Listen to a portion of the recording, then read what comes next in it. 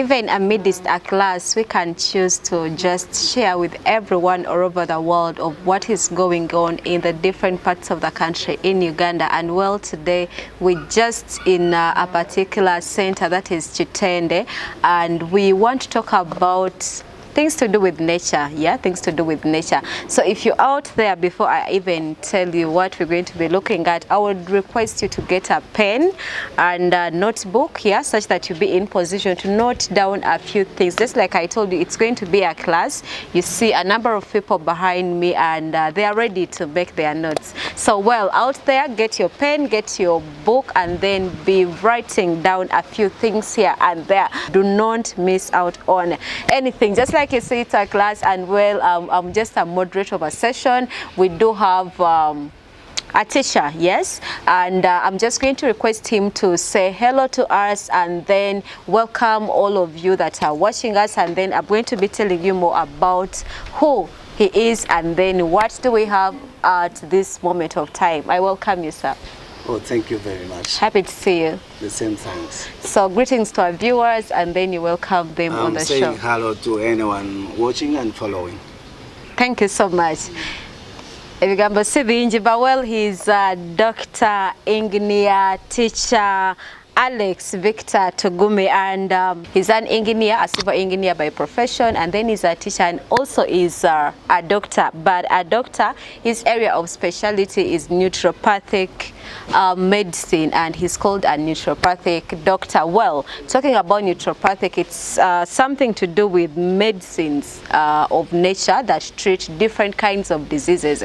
In other words, what we call herbal medicine. We've heard all over the marketplace people coming out with different herbs to treat the different conditions, yeah, but well, we do not get enough information on those different herbs. You just go, they tell you A, B, C, D, and then you don't know what it does. But well, today we want to attend this class and learn a few things about these different herbs, all the natural remedies that we have at our places of work, at home, everywhere that we go to. So our topic tonight, it's going to be about the use of herbal medicine in treatment and diagnosis of diseases. But well, we're going to focus on one particular condition at this moment of time, and this is going to be cancer, or what we call the malignancies.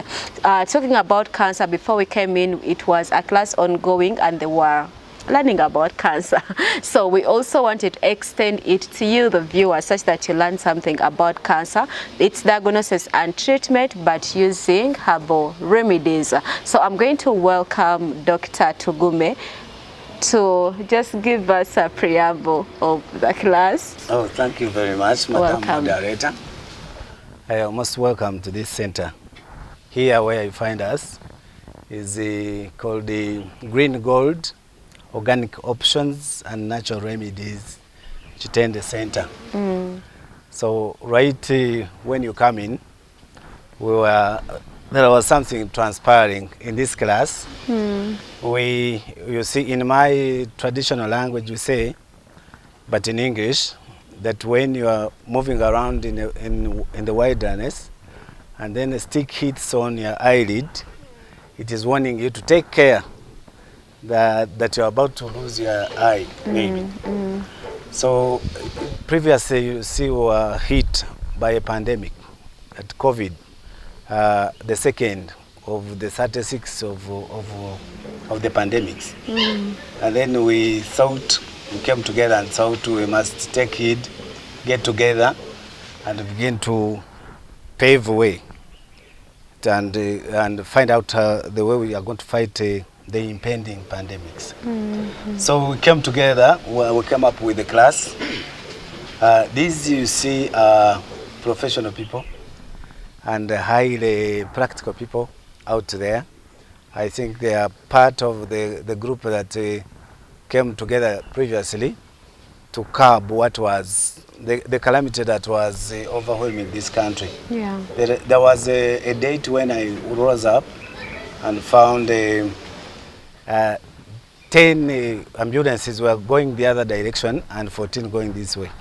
And then the media centers were announcing some people reached that had visited the hospitals, then spent 100 million and then they passed away, and then they were still demanding 50 million, for example. Then we thought that people who are surviving on about 70,000 and they're about to 10 in the house were going to die of mere panic. So we came together and decided to take this initiative. So we are basically moving around, finding the use of everything that, including this pasparum that we are stepping on, how it can be helpful in sorting out, putting it in the actual intention that God had put it. True. Yes, to use it to sort our lives. You're welcome, Yes. Dr. Alex Tugume, and the entire class behind me. We really welcome you, and even the class that is watching online. Just like I told you, our focus is going to be mainly about cancer. So someone might be wondering, well, how can herbs treat cancer, malignancies? How can they be treated by just mere herbs? But well, we have an expert here to tell us. To start with, maybe you might be having a different explanation or a definition if it comes to cancers and malignancies. So what are they to you? Yeah, in a nutshell, when you talk of malignancy, you're precisely meaning will not heal. So when you talk of a cancer, putting aside what oncology defines it as, cancer means uncontrolled haphazard cell fusion triggered by body acidity. So in this we mean that we have got a body control mechanism that is a body regulation. For example, we would say that at the tip of my finger, cells will do binary fusion per month. If this cell fusion quadruples per week, then I'm going to grow a lump of muscle here. When the doctor cuts through its cross section, there is no pus, then they will call it a cancer. Then it will take a name depending on where it is found on the body, its locality. That's why that's how we come up with the names like leukemia, then sarcomas, then lymphomas, then fibroadenomas, carcinomas, etc. Well, thank you so much. And then I think we can just start right away, because we've known cancers to be, I would say, really deadly, and someone wouldn't take a risk of going into herbs than going into this other medicine. Yes. But well, in relation to cancers, how does the natural treatment differ from the medical treatment? The main difference actually, that looks like a thin line. In the orthodox medicine, that is the treatment of a disease in a person. Disease meaning for this is. And on the contrary, in the naturopathic approach, we treat a person in disease. This person is maybe has a disorder in the heart, there's another disorder in the head, he has a disorder in the leg. So when you sort out one, like in the orthodox medicine, this person can still die of another.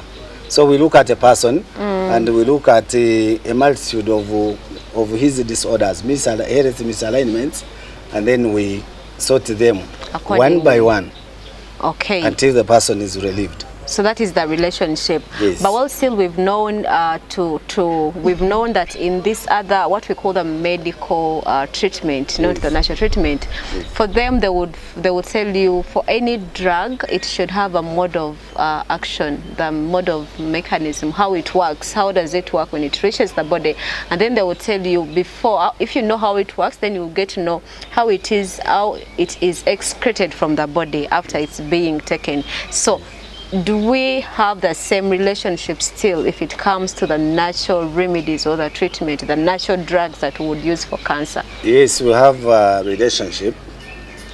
You are talking about pharmacodynamics and pharmacokinetics. We have a relationship, but we vary. We vary in objective.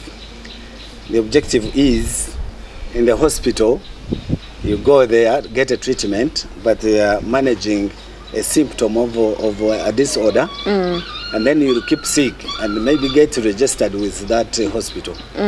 So in this one, in the naturopathic approach, you get there and you're sorted completely we don't have anything like malignancy, for example. So for you don't manage symptoms. We don't you manage the person as a whole. Root causes of those symptoms. That is the major difference. You manage the root cause of those symptoms. Of the I'm giving you an not example. The symptoms. If you have a headache, this headache could be triggered by disorder in the stomach. So in the medical approach, they would give you a remedy that would stop the headache. The headache. But it is like you have a garden where there is a thief. I will take an example. I want to teach from known to unknown. The media serves to alert the populace of anything that is going to affect it. But you have had many politicians, for example, complaining about media. Yes. The problem is not about media. The problem is about what media is talking about. But not media itself. Yes. So the symptom is alerting the owner of the body to do something, that something has gone amiss in some corner of the body, something has to be done. Then when you stop the symptom, you are going to die without knowing what is taking place. Okay, well, so just like we've mentioned all those things, there is a relationship between the mode of action for the natural or the herbal treatment and even the medical approach or the medical medicines or drugs.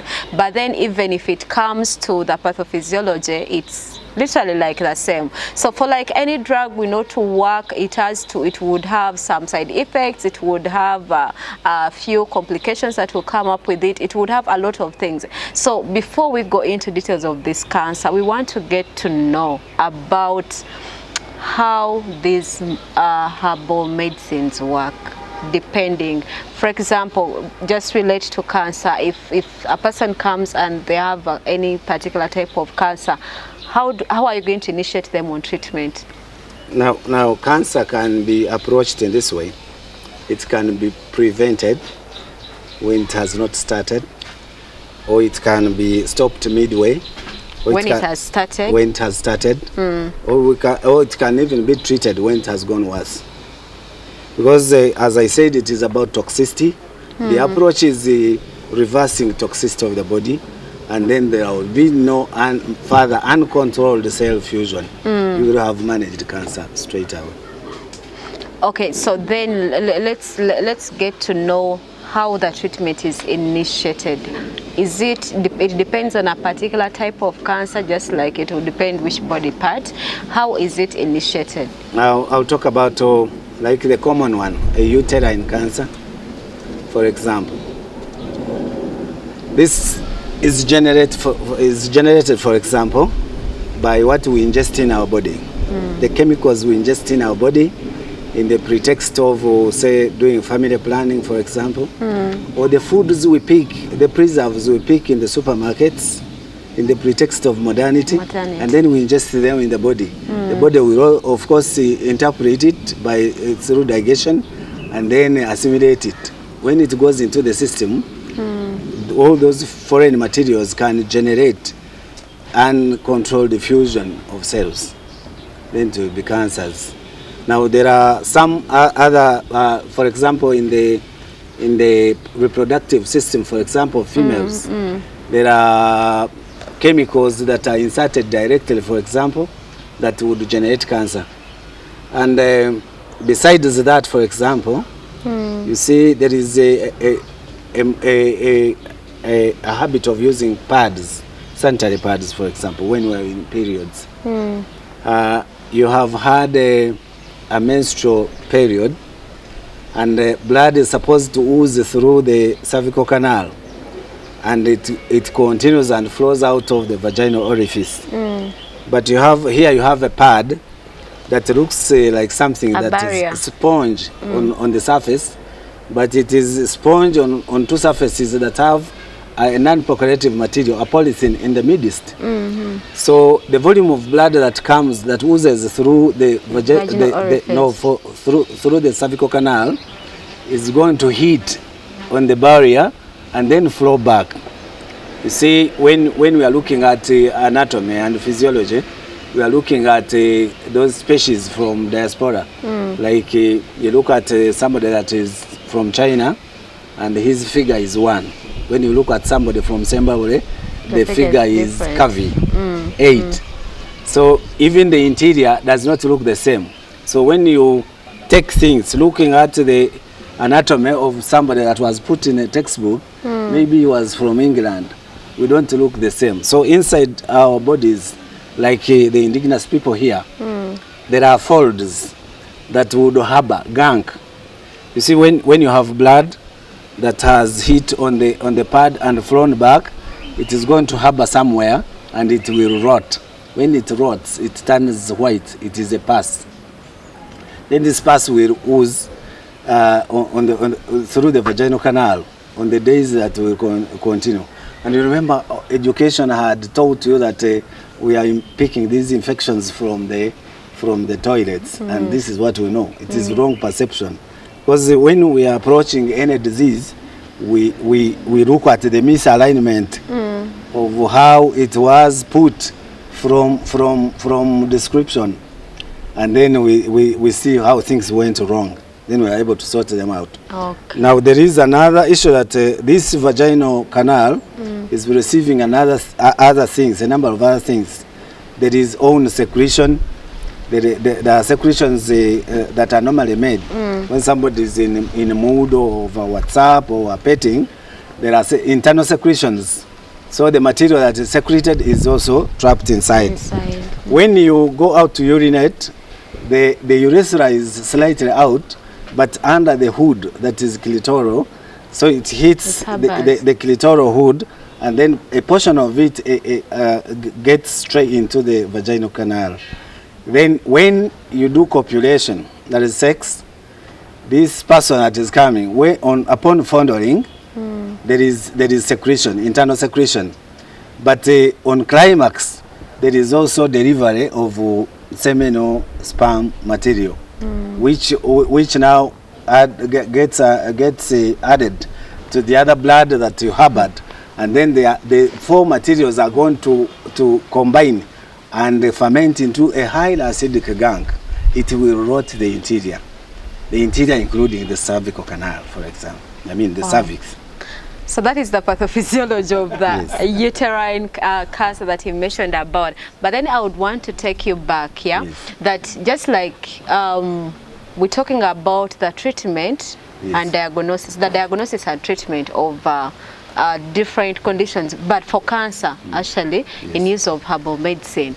But in this other medical world, I don't know how you call it, I'm forgetting, you said that the approach, the medical approach, usually they will do the scans, they will do the lab investigations, they will do so much to rule out a particular diagnosis such that they initiate treatment. So my question is it the same routes you take, go through the scans, go through the lab investigations, go through the so many different things for you to initiate this particular treatment for cancer? It is not actually the same. It is actually part of what captivates people, that we are able to treat these things that were lined up as malignancies.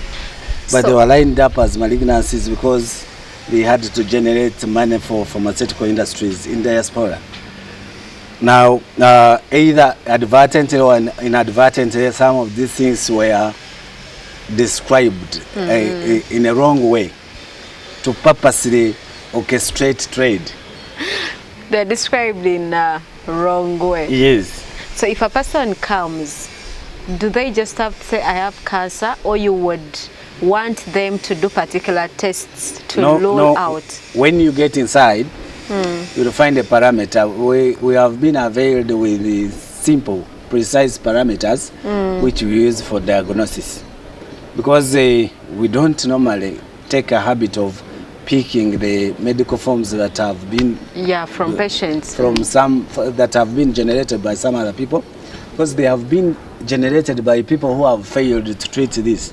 So we cannot rely on them.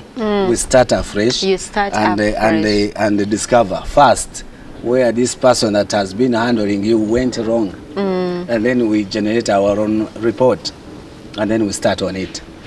Okay, so mentioning of that, usually they will tell you that maybe you've come and your cancer is in either, just like you said, it has just started, you can prevent, but there is that cancer that is already started, there is that, like they keep on progressing in different stages. So I just imagine if a person comes, how would you tell a particular stage? Is it stage 1, 2, 3, 4, depending on the type of cancer for that person, such that you can maybe tell which particular treatment they're supposed to go on to? Incidentally, our parameters give those stages in different naming.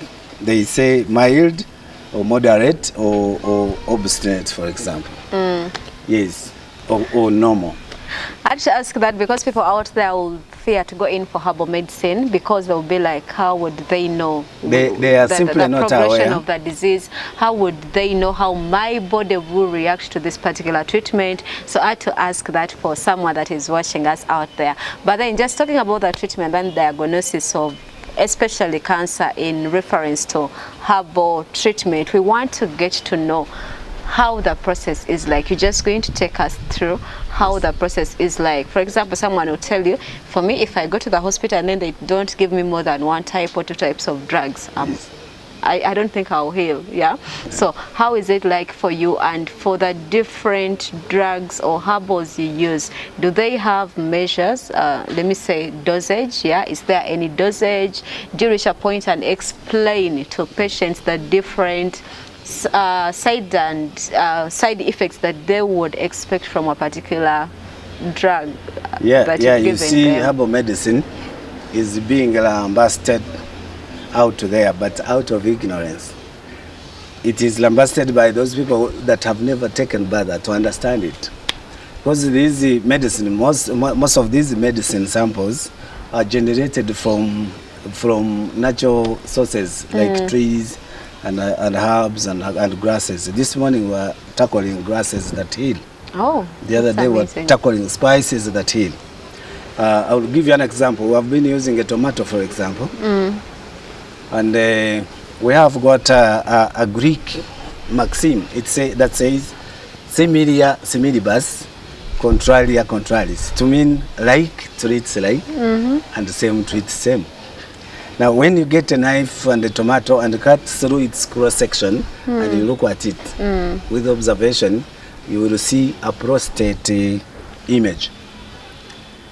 And when you check the phytochemicals, you see, start by the name of the tomato, for example. The tomato has 2 scientific names that we call botanical names. One is called Lycopascon escalentum, and another one is called Solanum lycopascin. Now, those 2 refer to one thing before you even test it, that these fruits contain lycopene, that is an anti-cancer. When you call it a solanum, it contains a solasodine, that is an anti-cancer. So those are found in the tomato? Those are found in the tomato. But you know, people have been using tomatoes, but they use them cooked. Like you 3 people that came here, if you were cooked last night, you wouldn't be here. You would have been rendered inactive. We take them cooked and therefore dead. Rendered inactive. When they are alive, they aren't cancers. Okay, we start from there. Yes. Mr. Manja, if you've been there cooking those tomatoes, maybe you have to start taking them like, bro. Yes. Well, you're talking over tomato. Usually, I'm going to keep referring to this other medical approach, such that we get the picture of this one. Yes, please. Talking of this tomato and how its mode of action is and all that, if you say in this other medical approach, they will tell you that if they give you this particular drug, maybe it's an antibiotic, they are targeting a particular microorganism. So if if you are using a tomato and it has some anti-cancer agents and all that, does it target particular microorganisms or? Oh yes. When I told you that cancer means the same thing, but the names that are different are dependent on the locality of the cancer. So whatever treats cancer in one organ treats it in the other one. Yes, according to our medicine. But you see, we also differ in this way, that we the allopathic medicine, when it is manufacturing its medicine, it segregates, and we aggregate. What do I mean? This one is called an avocado, a Pasea americana. So it has like 36 phytochemicals. As an avocado. Now, when the allopathic manufacturer gets it, is going to separate these 36 phytochemicals and make 36 medicines for purposes of trade and give them different names. Now, when we get them, it has 36. The mango has 53. Then say this is a ficus exasperator, it has 17. We bring them together. We are aggregating. They are segregating. So in any case, we cannot look the same, and we can't have the same results. Well, I get it, but anyway, we believe ours is stronger than. Yeah, but because of colonial misappropriation, people were orchestrated not to understand. And they are proud of not understanding. Because if you mention, they are proud of not understanding. Yes. But well, if you mention, for example, if you say tomato can help heal, is used in treatment of cancer, someone might be out there and then they were like, why not just buy a bunch of tomatoes and start treating myself? So usually, just like you say, I'll walk in a health center and then get a diagnosis, and I'll claim for that. They'll give me the treatment and tell you, take maybe paracetamol for this much, take Cipro for this much, and ABCD, and do this other maybe therapies, the additional treatment. So is it any different from this side of the you've called it naturopathic medicine? No, is it any different? It isn't different, because we don't want someone to go and start buying tomatoes. The difference is the naming. Yes, because for example, I talked about solasodine in a tomato. Now I'm going to give you an example. I treat uterine cancer here that can be in the form of fibroids or total uterine cancer. I use a Sodom's apple that is called Solanum incanum because of its solasodine. Now what do I do with it? I excavate it, then get the roots, then peel off the root barks, and then dry them and pound them into fine powder. Now this powder is now the medicine. Now the white man would have to eclipse it in a, like we use you have seen clay tablets, for example. Yeah. They are using clay. All the medicine looks the same. That you either use, you get medicine, which is the active chemical ingredient, and then you get a vehicle. Now these vehicles are in allopathic medicine, they are kaolin. Kaolin is chalk, the one we use for writing. So they get it when it is in flour form, then mix it with the medicine. They may choose to put in a food color to change its color, and then it will be in a different mold every year that passes to confuse somebody that is buying. Now the black man here gets this same solasodine, goes to the wetland and excavates clay. This clay is itself silica, alumina, and iron. It is medicine itself. Then he molds it into a clay tablet. The only disadvantage is molding a clay tablet that looks ugly in appearance. It's not coated, and is big. It's not easy to swallow.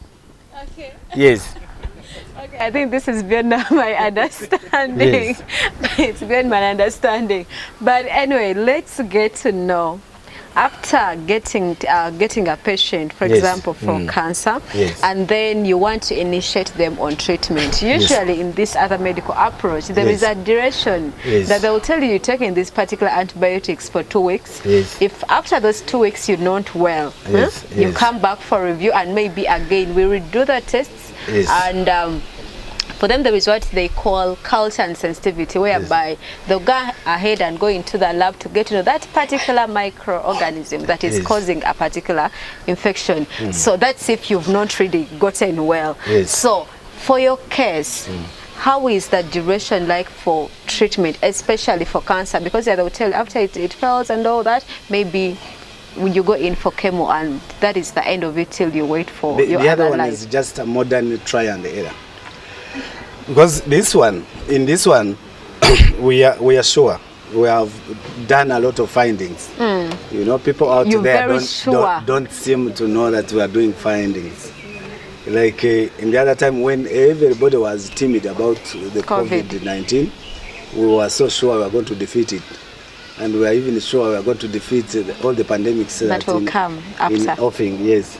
Now, in this case, for example, it is an anti-inflammatory. I was going to tell you, for example, you are asking how I would diagnose you, and you run out and buy a basket of tomatoes. No, you can't do it. We can't have been sitting here and for no good reason. Out and buy tomatoes. There is a seasoning that we undergo to be sure that we know what the details of the medicines we use. For example, every herb has got its own toxicity. So it can have the capacity to kill and heal. It is a two-edged sword. For example, solasodine can kill, but it can also heal. Okay. Because it is killing pathogens. It can even kill the host. So what we do is we get those root bags, powder them, and then get offals, like cow offals. Then we boil them together. The purpose is not superstitious. The purpose is in the offals there are fats that are going to neutralize the toxicity of this medicine to make it suitable for human consumption. Wow, that's amazing. Okay, you're still watching that. Anyway, we're just learning a lot just because the terms are so much hard. I don't know whether you guys have been able to write, but well, you can keep reviewing and reviewing. Make sure you get the right terms.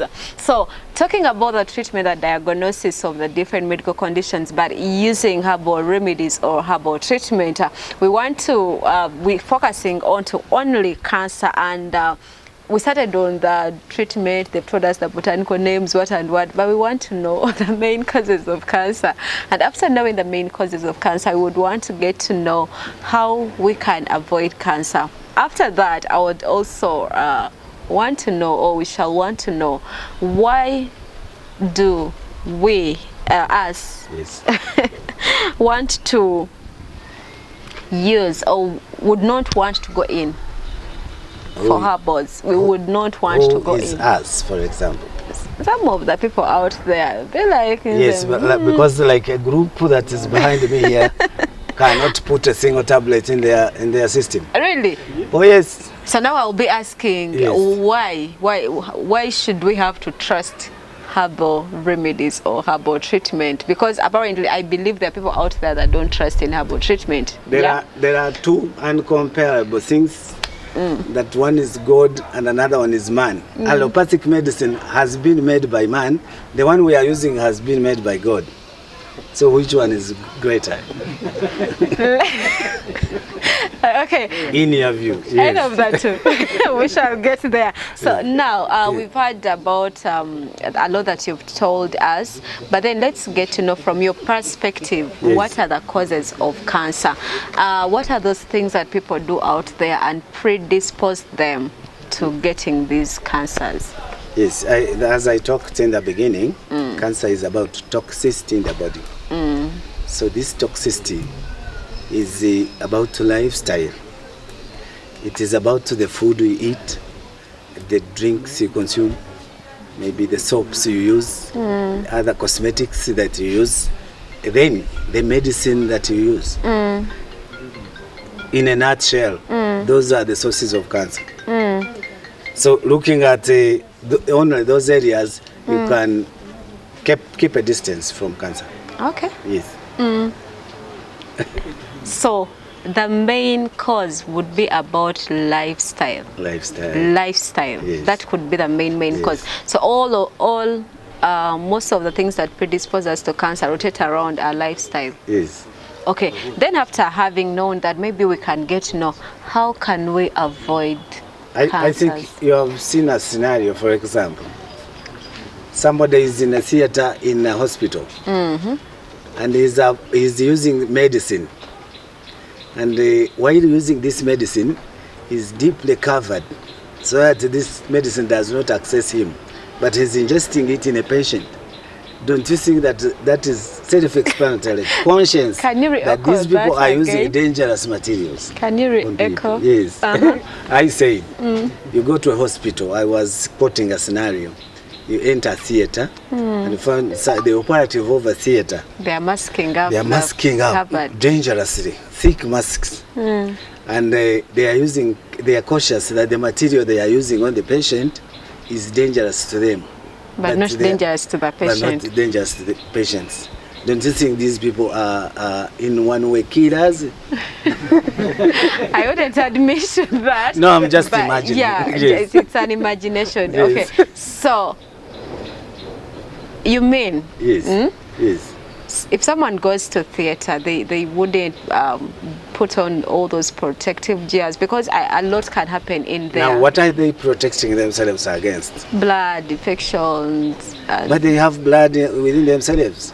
But then maybe the blood that will get off from the patient would not be that. Do you think they are protecting against blood? No, I don't think. There is something more. Yes. They are cautious. They are using dangerous materials on people. There are, you've heard of people talking about palliative care. They are managing a person. You've heard of medicines like morphine. Yes, please. Can you advise? Can you ever ask a doctor to take morphine, for example, and he does it? But they very not freely. Really. Maybe if someone is addicted. You are going to be a researcher from this day. Go and find out. Ask a doctor to drink morphine, for example. But they are hoodwinking the patients and giving them morphine as painkillers. In measured quantities. Yes, let him take it in measured quantities so that to prove that it is safe. Wow, Dr. Alex. Yes.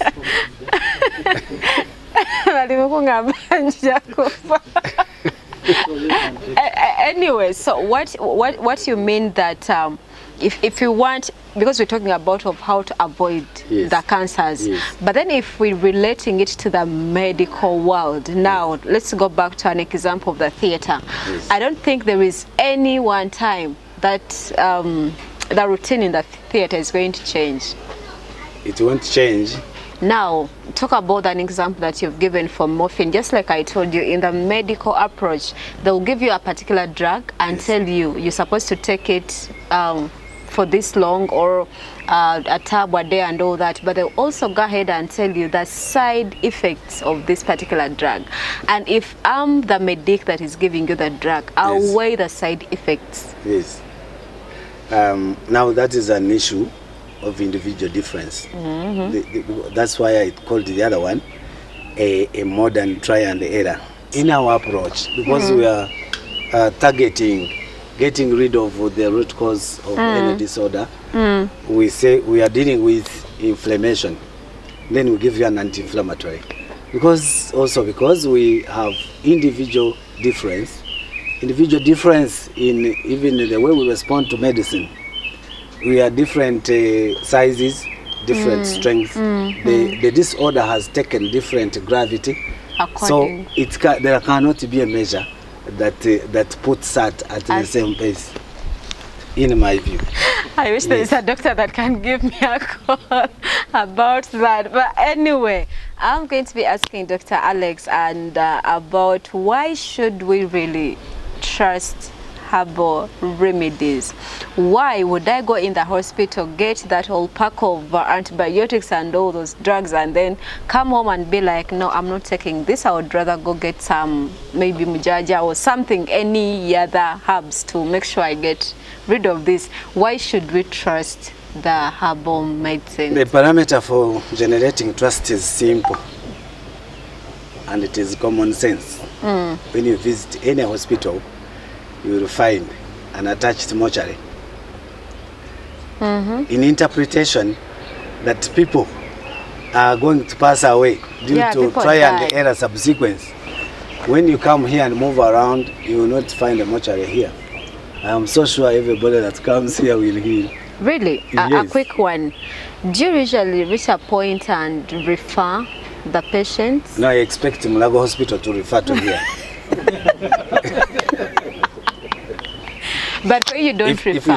If you check my records, I have many records from those big hospitals, even in diaspora.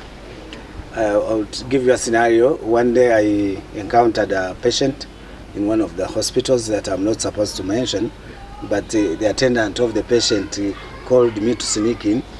He had a problem in Croatia, and then moved to Germany, and then moved to Kampala. Moved to Kampala in palliative state. Yeah. Now they thought this person was about to pass away. And then when I got in, I studied the situation. I had a small bottle that is a dropper. I had picked it from this man. This is called the doctor's work. I think it is the one he's carrying. Then I did a simple massage on him. I put it in a handkerchief and I put it on his nose to inhale it, and then I massaged the temple of his foot. This person had been in coma for 17 months. On the 7th minute, this person winked, and when the doctor was doing a round, he found us seated and talking to the patient. But we didn't disclose that we had done anything. Thought his magic had worked. Yes. Jesus Christ. Okay. That was in a hospital. In a hospital, yes. So I expect them to refer to us. Having said that, not me alone.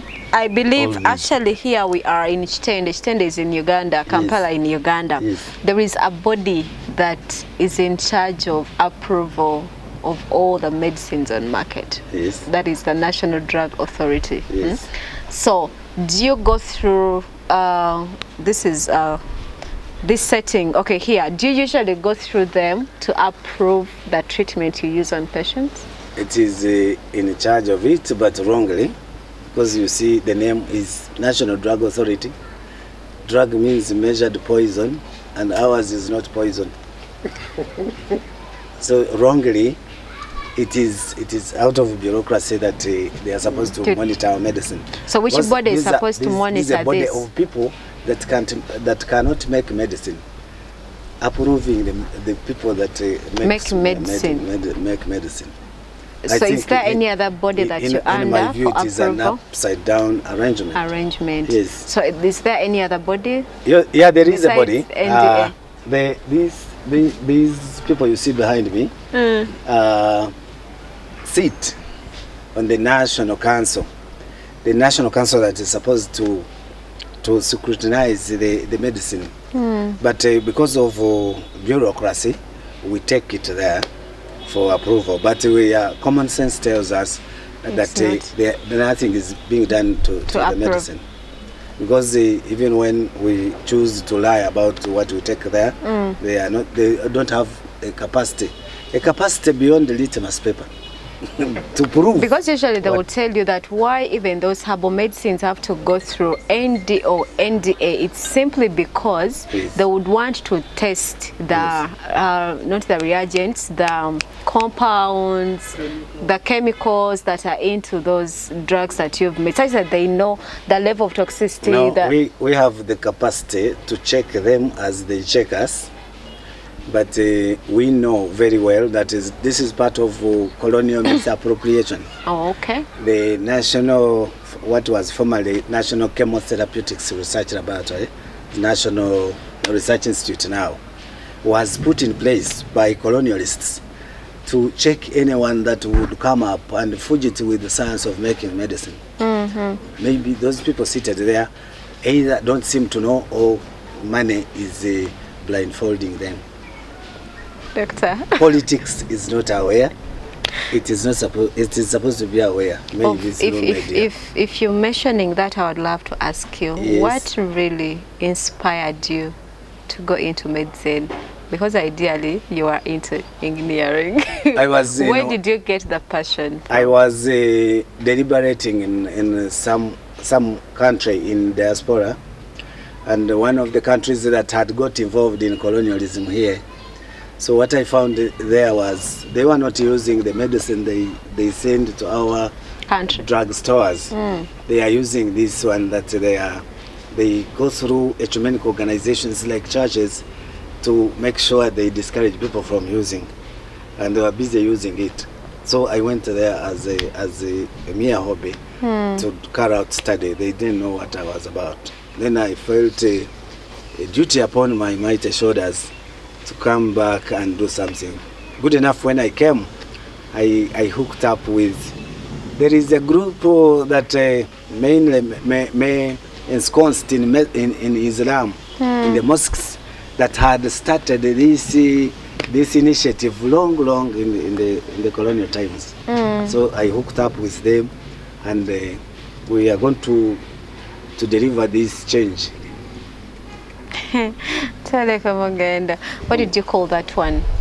This one is called in botany, it's called a Philanthus. So it is called Philanthus capillaris. The name suggests that it is capable of unblocking capillary tubings within the body. So we use this one, science, for example, to treat, to unblock fallopian tubes. And what do? We just smash it and make it a little bit moist. Then we get that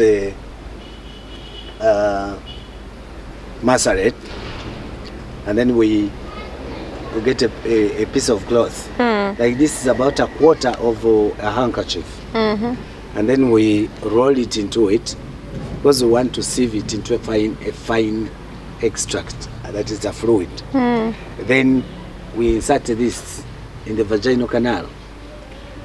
Then the vaginal, because it is moist, we just first drop it in clean water, safe clean water, and then we insert it in the vaginal canal.